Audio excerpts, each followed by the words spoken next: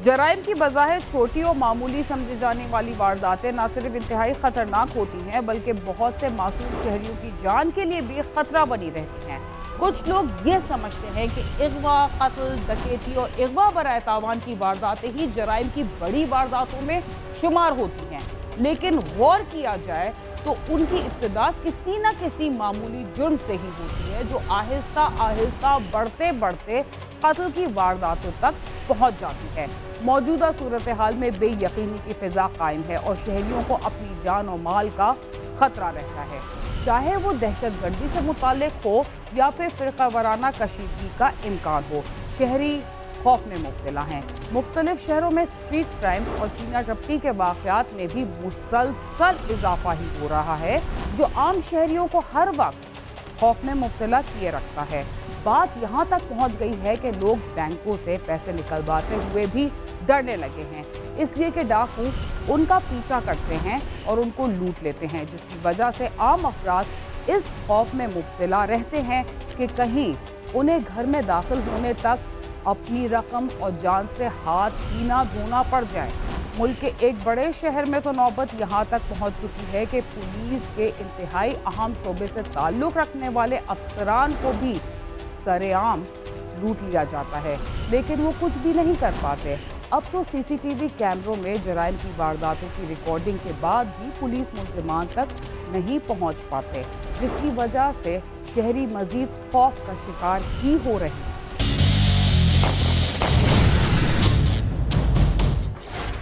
जराइम की बाज़ वारदातें इस बात का सबूत होती हैं कि इंसान अगर जुल्म करने पर आए तो दुनिया की कोई भी मखलूक, यहाँ तक कि खूनी दरिंदे भी उसका मुकाबला नहीं कर सकते।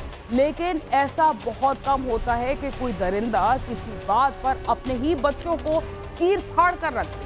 सिर्फ शक की बुनियाद पर अपना पूरा खानदान खत्म कर देना दरिंदगी की इंतहा ही कही जा सकती है। गुजरांवाला के एक जुनूनी शख्स को जब इस बात का शक हुआ कि उसकी बीवी का चाल चलन दुरुस्त नहीं, तो उसने इंतहाई बेदर्दी और खौफनाक अंदाज से पहले अपनी बीवी को ईंटों के वार करके उसका सर कुचल दिया, जिससे उसकी मौत वाक़ई हो गई। मगर इस सफाक शख्स ने उस पर भी बस नहीं किया। उसने सिर्फ अपना जुर्म छुपाने के लिए अपने ही 4 बच्चों को भी बेदर्दी से मौत के घाट उतार दिया और फिर मुल्जिम खामोशी से काम पर चला गया। लेकिन जुर्म कब छुपता है? मुल्जिम चालाकी के बावजूद पुलिस के हत्थे चढ़ गया। मुल्जिम ने गिरफ्तारी के बाद क्या बताया और उसने क्यों अपने ही हाथों से अपने घराने का खात्मा किया, आइए हम आपको बताते हैं।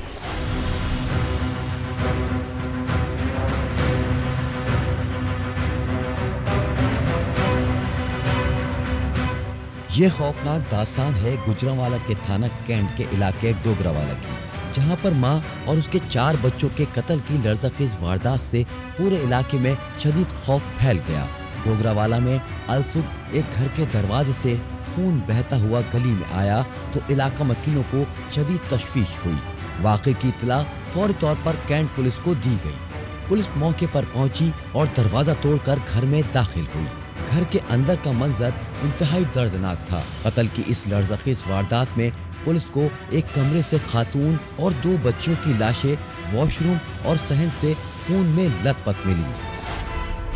जब हम क्राइम सीन पे पहुंचे तो उस वक्त जो हम घर में पहुंचे जहां ये वारदात हुई थी, तो एक बच्ची जो है उसकी डेड बॉडी जो है किचन में पड़ी हुई थी और जो की माँ जो फौजिया है उसकी डेड बॉडी एक छोटे कमरे में पड़ी हुई थी और जो बाकी 3 बच्चे हैं वो एक कमरे में 4 पहियों के ऊपर उनकी डेड बॉडी पड़ी हुई थी। बीवी बच्चों के खून से घर को लथपथ करने वाला शख्स कौन था? वो क्या काम करता था और पुलिस ने उसे कैसे तलाश किया? जब वो अपने घर में दाखिल हुआ तो उसने किस बात का इजहार किया? जिस घर में कत्ल की लर्ज़खेज़ वारदात हुई, ये ट्रैक्टर ट्रॉली ड्राइवर इमरान का है और कत्ल होने वालों में इमरान की अहलिया फौजिया और उसकी 3 बेटियां सानिया, हानिया, ताबिश और 3 साला बेटा हादी शामिल था। इब्तिदाई तफ्तीश के दौरान इमरान मौके पर मौजूद नहीं था, जिस पर पुलिस ने उसे दर्दनाक वाक़े की इत्तला दी। इमरान जब घर पहुंचा तो उसकी दुनिया ही उजड़ चुकी थी। इमरान अपनी बीवी और बच्चों की लाशें देखकर रोने लगा। जब हम क्राइम सीन पे पहुंचे हैं तो उस वक्त तो जैसे ये बच्चों की लाशें देख के और उसकी उनकी माँ की देख के तो ये तो हमें इस तरह पता चल रहा था कि जैसे ये कोई वैसे फैमिली मैटर नज़र आ रहा है। तो इनका जो बाप बच्चों का और उस औरत का जो खामद है वो घर में मौजूद नहीं था। हमने उसका पता किया कि वो किधर है, तो पता चला कि वो किसी दूसरे गांव में जो है वो खेती बाड़ी का काम करता है। गिरफ्तार होने वाले मुलजिम ने जब अपने जुर्म का इकरार किया तो सब हैरान रह गए। दरिंदा सिर्फ इंसान ने अपने जुर्म की क्या वजह बयान की और बीवी के बाद अपने कमसिन बच्चों तक उसने माफ क्यों नहीं किया, आइए हम आपको बताते हैं। पुलिस जाए वक़्वा पर तफ्तीश कर रही थी कि इस दौरान पुलिस को इमरान के कपड़ों पर खून के धब्बे दिखाई दिए, जिस पर पुलिस ने तफ्तीश की तो मगरमच्छ के आंसू बहाने वाले मुलजिम इमरान ने अपने जुर्म का एतराफ़ कर लिया। इमरान ने बताया कि उसको अपनी 37 साला बीवी फौजिया के चाल चलन पर शुबा था और उसको शक था कि कोई शख्स उसके घर आता है, जिस पर उसने तैश में आकर प्लास्टिक के बैग में ईंटें डालकर बीवी के सर पे वार करके उसे बेदर्दी से कत्ल किया। सफाक मुलजिम ने अपना गुनाह छुपाने के लिए 10 से 15 साल तक की 3 बेटियों ताबिश, तानिया, हानिया और एक 3 साला बेटे हादी को भी अब्दी नींद सुला दिया। सारा पता चल गया कि ये वो इस मुलजिम इमरान नामी ने किया है, जो उनका फौजिया का खामद है।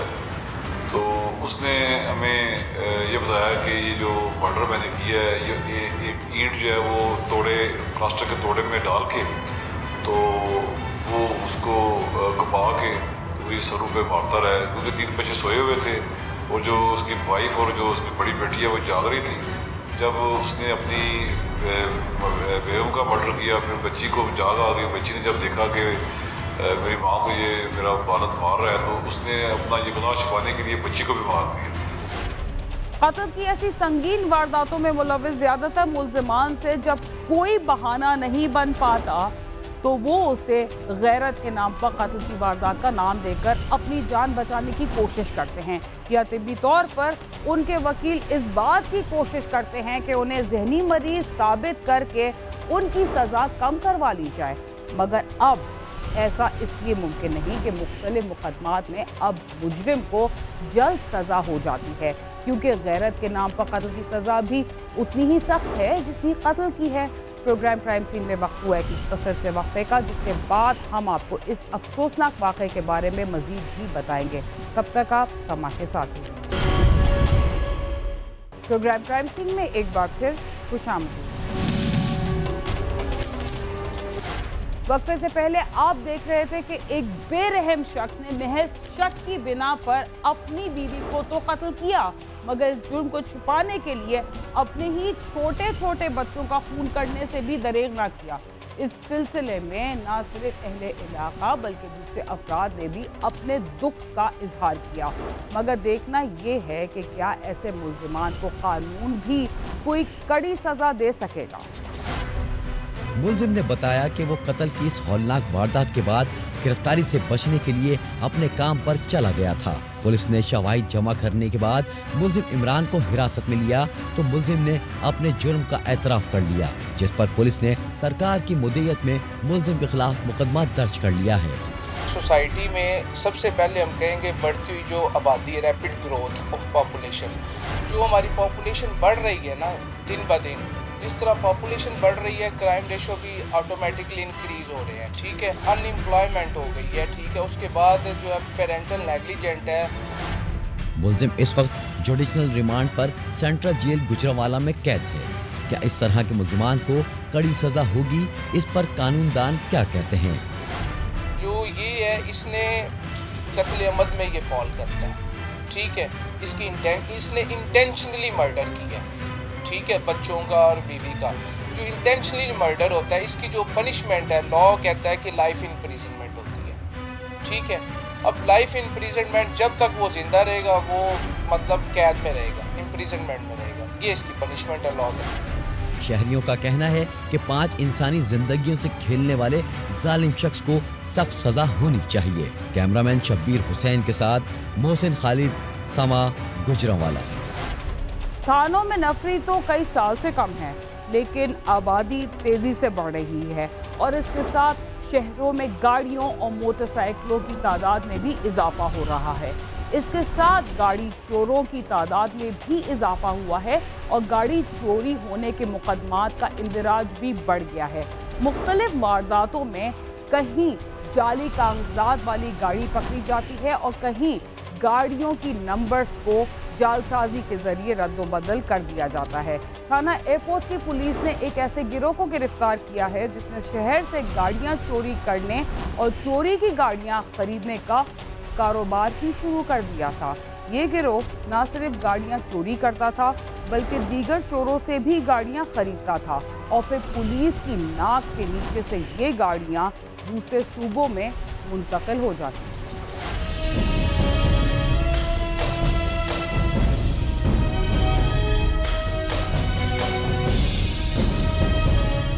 गाड़ी चोरी की वारदातें वक्त के साथ साथ ज्यादा हो गई हैं। वजह कोई भी हो, लेकिन कार चोर भी पहले से ज्यादा बड़े नेटवर्क बनाकर अब भी मौजूद हैं। कार चोर एक गाड़ी सिर्फ 80 सेकंड में चोरी कर लेते हैं और फिर वो गाड़ी कहाँ जाती है ये मालिक को कम ही पता लगता है। आम गाड़ी जो है तकरीबन 80 सेकंड्स में ये कार लिफ्टर्स चोरी करते हैं। ये लेटेस्ट से लेटेस्ट हो, चाहे मोबिलाइजर की वाली हो गाड़ी, वो 80 सेकंड्स में गाड़ी को, उसके सिस्टम को डिफ्यूज करके गाड़ी को ले जाते हैं। गाड़ी पाकिस्तान के मुख्तलिफ अजला में जाके ये गाड़ी फिर आगे फरोख्त होती है। यहाँ से तरीका वारदात ही होती है कि कार लिफ्टर एक गाड़ी कार लिफ्ट करता है, कार लिफ्ट करने के बाद वो बाद में रिसीवर के हवाले करता है। रिसीवर उसमें गाड़ी में चेसिस में और इंजन में टेम्परिंग करके और उसी की बाज़ औक़ात गाड़ी की बुक्स बन जाती हैं, जाली बुक्स बनती हैं और वो ही गाड़ी फिर पाकिस्तान के मुख्तलिफ अज़ला में लोगों को धोखाधड़ी से बताए बगैर और वो गाड़ियाँ यहाँ फरोख्त की जाती हैं। गाड़ी की सिक्योरिटी के लिए जरूरी है कि गाड़ी के लॉक सिस्टम जदीद हो, अच्छी कंपनी का ट्रैकर लगा हो और जहां गाड़ी खड़ी की जाए उसे बार बार देखा भी जाए ताकि बड़े नुकसान से बच जाएं। पकड़े जाने वाला गिरोह एक अरसे से गाड़ी चोरी का काम कर रहा है। ये गिरोह पूरे पाकिस्तान में अपना नेटवर्क चलाता है और गाड़ियाँ चोरी करता है। उसके लिए इनको चाहिए कि उसको वक्त ज्यादा लगे। वो ये है कि पेडल ब्रेक के साथ एक गैजेट है, वो पेडल ब्रेक के साथ एक गैजेट को वो अपनी गाड़ियों में इंस्टॉल करें। गाड़ी के गियर के साथ एक स्विच आता है जो कि ऑटोमेटिक गाड़ियों के साथ आता है, वो लॉक जो है वो इंस्टॉल करवाएं। चोर स्विच को इंस्टॉल करवाएं और इसके लिए जो है ट्रैकर सिस्टम, उस ट्रैकर सिस्टम को अच्छी कंपनी का ट्रैकर लगवाएं ताकि वो इनके पास जो एंटी ट्रैकर सिस्टम मौजूद होता है डिफ्यूज़ करने के लिए वो उस पर एक्ट ना करे।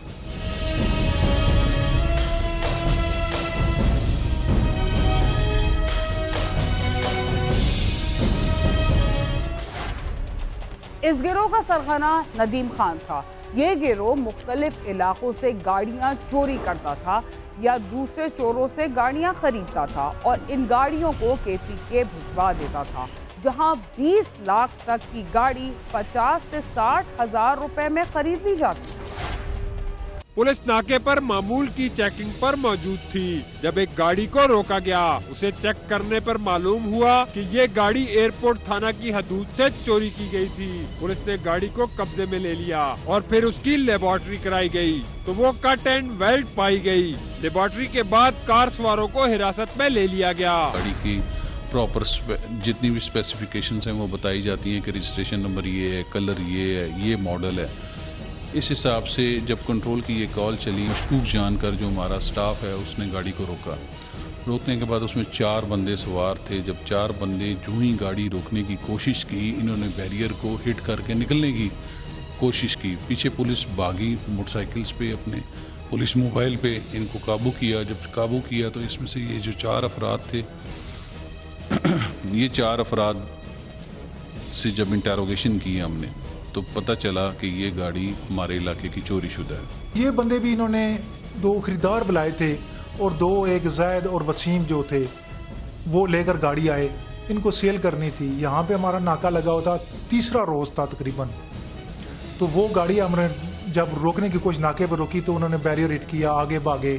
पुलिस मोबाइल थी, मोटरसाइकिल से गाड़ी आगे जाके रोक ली हमने। जब रोकी तो चेक की तो गाड़ी तो हमारे थाने की 3 दिन पहले चोरी की थी। तफ्तीश के बाद मालूम हुआ कि ये गाड़ी नदीम खान नामी कार लिफ्टर ने फरोख्त के लिए भेजी थी, जो 3 दिन कबल ही चोरी की गई थी। नदीम इस तरह की गाड़ियाँ 50,000 से लेकर 1 लाख तक खरीदता था। उनमें से ये जो 4 अफराद थे, इसमें जाहिद खान, वसीम, फयाज और अरशद अली, हमने मौके पे इनको गिरफ्तार किया। जब इनकी हमने अरेस्ट की, अरेस्ट के दौरान इनकी इंटेरोगेशन की, इंटेरोगेशन के दौरान इन्होंने इस बात का इंकशाफ किया कि गाड़ी यहाँ से चोरी करके हम KPK ले गए थे। KPK से वहाँ से इससे हमने सारी जाली बुक बनाई, और जो जाली बुक्स बनाई उसने बताया कि एक नदीम नाम का बंदा है, जो कि नदीम नाम का बंदा हमारे साथ हमारा गैंग लीडर है। उसमें वो गैंग लीडर जो है आगे से ज़हूर शाह नामी बंदा है, उसके साथ मिल के ये गाड़ी की जाली बुक्स तैयार करता है। जब उनसे हम इंटरोगेशन में गए तो उन्होंने बताया कि ये गाड़ी जो है ये उनका एक भाई है नदीम खान, जिसका एक पीछे मुकम्मल राब्ता है खैबर एजेंसी में। एक बंदा बैठा है रिसीवर मेन सादक अली के पास जब गाड़ियाँ पहुँचती हैं वहाँ से वो टेम्पर करके नए पेपर्स के साथ नदीम उसका फ्रंट मैन था। नदीम गाड़ियाँ चोरी भी करता था और वो उसका राइट हैंड भी था सादक खान का। सादक खान मेन आदमी है उधर खैबर एजेंसी में जो बैठे।